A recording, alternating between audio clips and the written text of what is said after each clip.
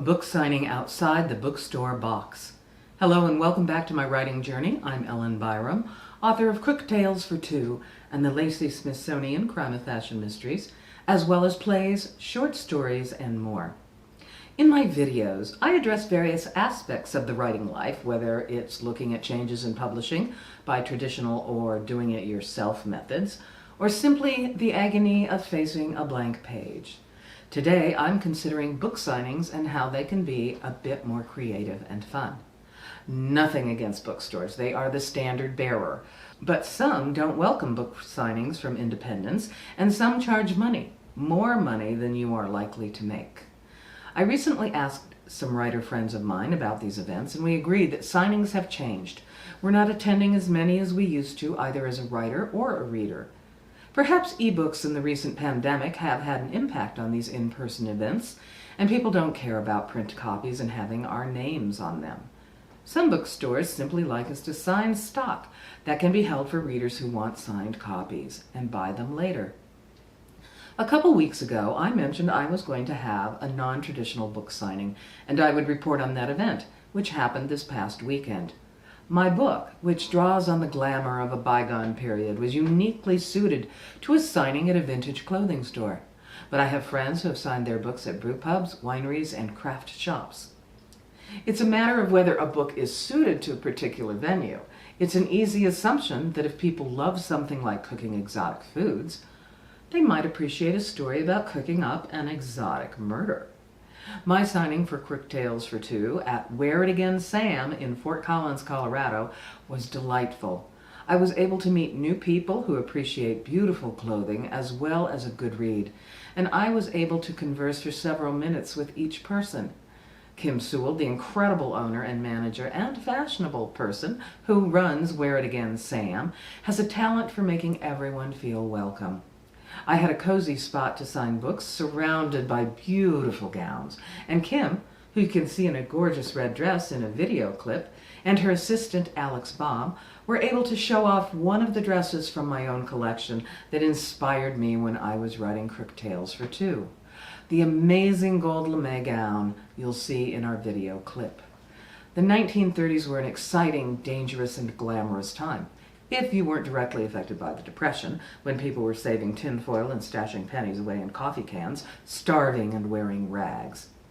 My book takes place in 1934, right after Prohibition ended.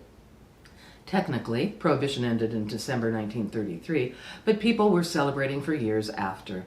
It was a bad year for gangsters, and a number were gunned down by the FBI, but good for romance, at least on stage and in the movies. Everything inspired Crooked Tales. Now let me tell you about the dress. This gold lame gown gives you a glimpse of what you might see at a fancy dance or country club event in the early 1930s. It features the most amazing gold lame lace in the bodice and skirt, and it looked divine on Alex, who is tall and thin and gracious. However, one must suffer for beauty, and Alex was scratched by the metallic threads, which contain actual gold leaf. She was as happy to get it off as put it on. I can't imagine how much it cost. If you have an idea, let me know. This gown, which is a super tiny size, came to me in a trunk full of gorgeous clothes from a man across the hall. It was gifted to me by his relative. Can you imagine it whirling and twirling at a ball, or dining and dancing at the Rainbow Room, which also opened in 1934? I can see Esme de la Forêt, the playwright, in my book in any number of events that I mention. I hope you can too. Okay, are we going? Oh, you didn't tell me that. Hey everybody, it's Ellen, and I am here at Wear It Again Sam's in Fort Collins, Colorado, which is just an oasis in the northwest, in the north part of the state. Thank you, thank you. And here I am with Kim. Thank you. Fashionista extraordinaire, shop owner. This is the most amazing store that everything is curated, and this is a showpiece tonight. This is a dress that I found in a trunk. If that reminds you of Lacey Smithsonian, I will expound later. But this gown is one of the gowns that helped inspire me when I was writing Crooked Tales for Two.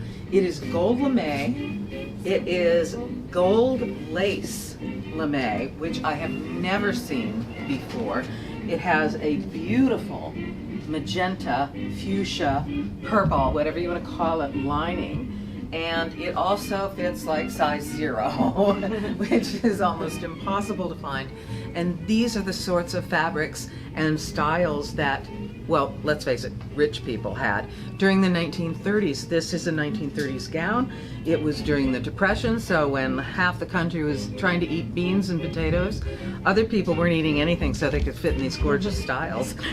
So this, I believe, looks like an evening at the Rainbow Room, which opened up in 1934. And incidentally, my book is set in 1934, post-prohibition, and it's just a lot of fun. But looking at these, you can imagine the people who wear them. We also have some wonderful music in the background, setting the mood. It's just too perfect. Thank you, Alex, for wearing this dress for me. It's just beautiful. And this came in a almost magical way for me. It came in a box of fashions, a trunk full of fashions that were left by an old man who lived across the hall from us named Ted. And Ted had a relative who was irritated that she had to situate Ted into a new lifestyle in a nursing home. And so she let me have all of the fashions. She told me she was going to give them to Goodwill, and I looked at them and they were magical. And they are by a designer named Christina Forrester, who has been lost to history. If you know anything about Christina, let me know, because her fashions are magical. And maybe another day we'll see another one. So, thank you. And Kim, do you have anything to say about this dress? I'm just completely blown away. I've never seen gold lame ever. Like, I've seen pictures of it, read about it, but gold lame lace like that, it's insane. And it's like metallic. It is. It's like, and then the hem. This is like another thing too. Oh, did they weight the hem? Yeah, can you hold? Yeah. So, yeah. Oh, your live video. Yeah, it's great. It's live. It's live. I love everybody. So this on the hem. Oh, isn't that amazing? It's insane. Like, it's absolutely incredible. Incredible. What you see with gowns like this is simply the detail, the amazing amount. So I would say this really is a couture gown. Absolutely, I think absolutely. This was made to order. This is a one of a kind. To her measurements perfectly. Yeah. Who I don't gorgeous. know, but Christina must have been a teeny tiny woman, or perhaps her daughter. She did make things for her daughter, but I think this was hers. I think she was in her widowhood and feeling frisky, because this is amazing. Turn around, one more in the back. Beautiful, beautiful. Okay, Here's so coming undone, but So good. okay. All right, so that's it for now. yeah. At Okay. Wear It Again, Sam, and at my book signing. So Yeah, look over here. yeah. Everybody got to come in. Look. Yeah. Quick Tales for Two. It's fun, it's fabulous, it's theater folk, it's mobsters, it's 1934, it's got Love it. everything flowing. Love it. Yay. All right, thank you, Bob. As you can see, it was a delight to sign books in such a beautiful and friendly environment where people wanted to hear about the book and about the gold dress that inspired me. I dropped by the shop the next day to find people who missed the event were still interested in my books, so I left some with Kim for those who want one or two. That's all I have for now. I'll be working on the sequel, tentative title, These Crooked Things, and I'll see you next week. Bye.